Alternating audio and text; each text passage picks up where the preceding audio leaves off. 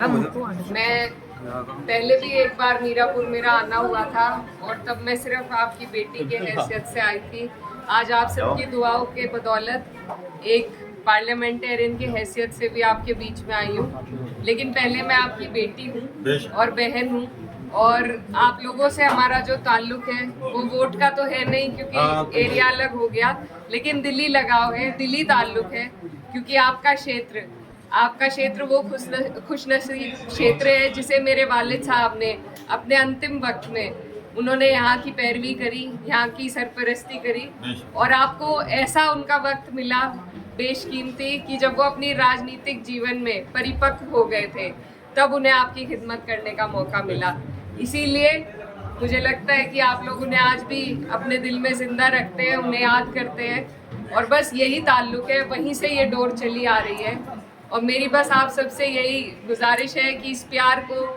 आपने जितनी दुआओं से मुझे नवाजा है इसको इसी तरीके से बरकरार कर रखे, क्योंकि वोट तो आप नहीं डाल सकते लेकिन आपकी जो दुआओं हैं उसी का असर रहा कि इतना मुश्किल चुनाव हम जीत पाए।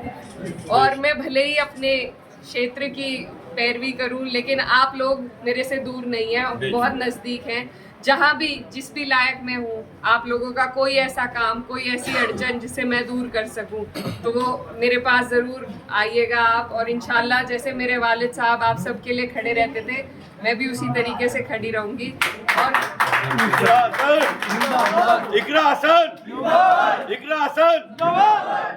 और जिस तरीके से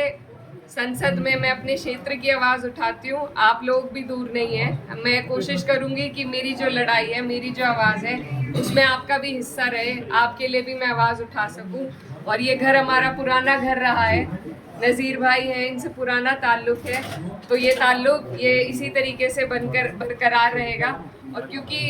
राजनीतिक प्रोग्राम तो नहीं है पर फिर भी ये कहना चाहती हूँ कि जिस तरीके से इस चुनाव में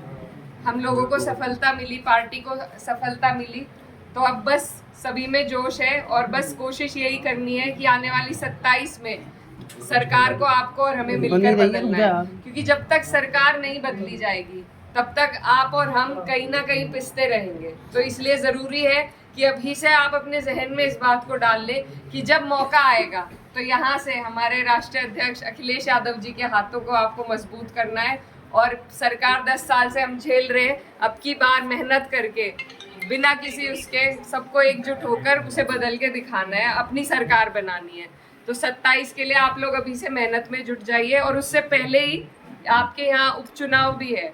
तो जिस तरीके से हमारी पार्टी की सीटें आई हैं उसी तरीके से अब जो जिन सीटों पर उपचुनाव होगा, मेरी आप लोगों से गुजारिश है कि आप अपनी तरफ से एक उदाहरण पेश करें कि सारी सीटें समाजवादी जीते। तो मैं तब भी आऊंगी जब चुनाव होगा, उस दौरान भी आना होगा, लेकिन अभी से मैं आपको पहले ही रिजर्व करके जा रही हूँ कि आप लोग सब आने वाले उपचुनाव में समाजवादी गठबंधन का साथ दे, प्रत्याशी कोई भी हो, अपने नेता के हाथों को हमें मजबूत करना है, तभी हमें आपको मजबूती मिलेगी। तो बस आप सबसे दुआओं की दरख्वास्त है।